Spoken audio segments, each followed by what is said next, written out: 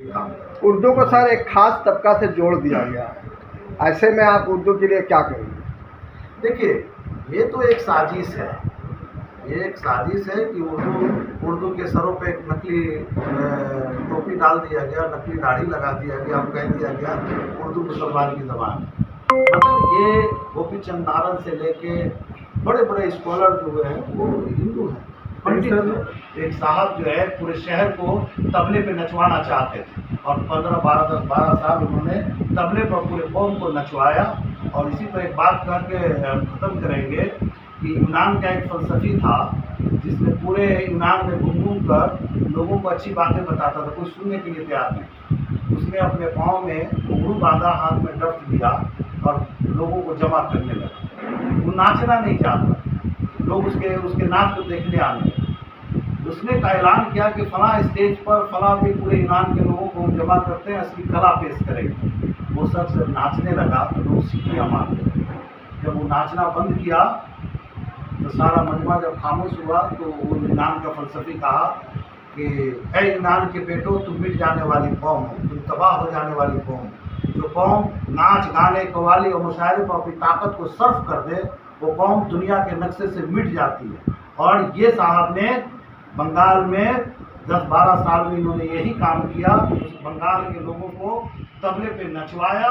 Education पे काम करना चाहिए, बच्चों को इस पर काम करने के बजाय इन्होंने तबले के ताल पे लोगों को नचवाया, नाच गाने पे मशरूफ कर दिया।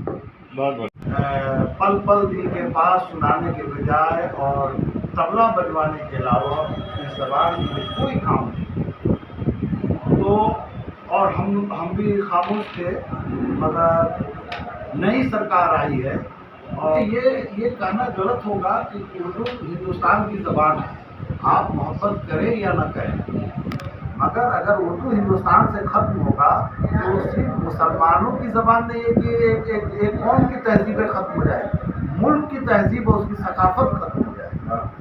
और अगर हिंदी भी अगर ख़त्म होता है, अगर कोई हिंदी को कमतर समझ रहा है या उर्दू को कमतर समझ रहा है, तो मैं ये समझता हूँ कि चाहे वो सरकार किसी की भी, आपका इशारा अगर बीजेपी की तरफ है तो मुझे उम्मीद है कि वो जानते हैं कि उर्दू, वो भी समझते हैं कि उर्दू हिंदुस्तान की ज़बान है और हिंदी हिंदुस्तान की ज़बान है। दोनों ज़बान जब तक तरक्की नहीं करेगा, मुल्क की तहजीब और मुल्क का तहजीब है उसकी हिफाजत नहीं हो सकेगी।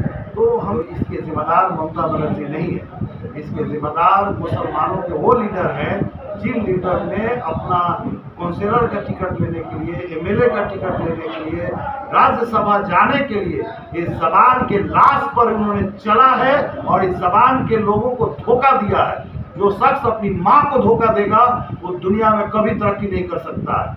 और नदीमुल हक उर्दू एकेडमी के चेयरमैन, वाइस चेयरमैन रहकर इस ज़बान के साथ उन्होंने गद्दारी किया है। इसलिए मैं कह सकता हूँ जो उर्दू का आदमी नहीं था, उनको कोई हक नहीं था कि उर्दू वाइस चेयरमैन के कुर्सी पर बैठ सकते थे, जिस पर सालिक लखनवी जैसे शख्सियत बैठे आते हैं और वो सिर्फ तबला बजवाते हैं। तो इन्होंने जो 15 साल में जो उर्दू का नुकसान हुआ है, इसका जिम्मेदार ममता बनर्जी नहीं है बल्कि नदीमुल हक हैं, वाइस चेयरमैन।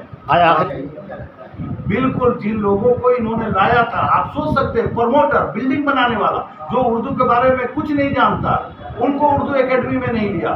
जो रिक्शा यूनियन चलाने वाला उसको उर्दू एकेडमी में लिया, जो होटल चलाने वाला है उसको उर्दू एकेडमी में लिया।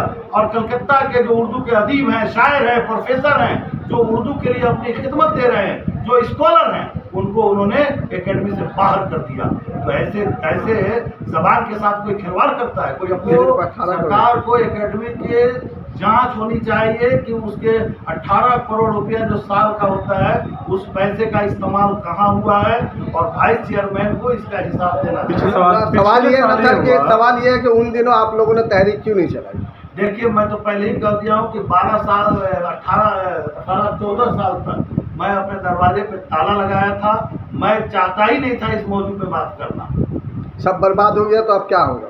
कुछ बर्बाद नहीं। आज के इजलास जगह तब तो नारायण पांडे जो उर्दू के लिए शहादत देने वाला आदमी कैसे हो सकता है उर्दू मुसलमानों के बाद?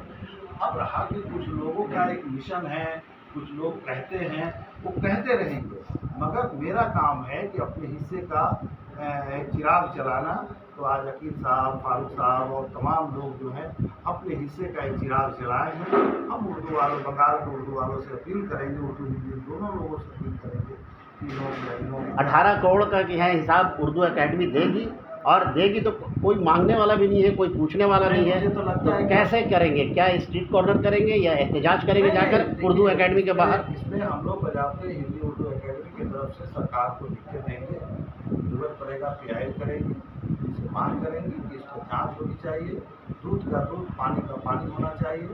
इस तरह एकेडमी में बैठकर चाय नाश्ते के नाम पर करोड़ों रुपया जो लुटाया गया है, बैनर और पोस्टर के नाम पर जो लुटाया गया है, भाई आप सोच सकते हैं, यादों के बारे आप सोच सकते हैं कि जिस कौम के बच्चों के हाथों में किताब नहीं है, कॉपी नहीं है, कलम नहीं है, उसका लीडर बॉम्बे से रहमान को बुला के तबला बजवाने के लिए 50 लाख रुपया देने के लिए तैयार था। वो प्रोग्राम के लिए मैंने एहतजाज किया, वो रुका था। आप सोच सकते हैं, आपके बच्चे पढ़ना चाहते हैं, वो पढ़ नहीं पा रहे हैं, मगर उसका लीडर पल पल दिल के पास सुनवा रहा है।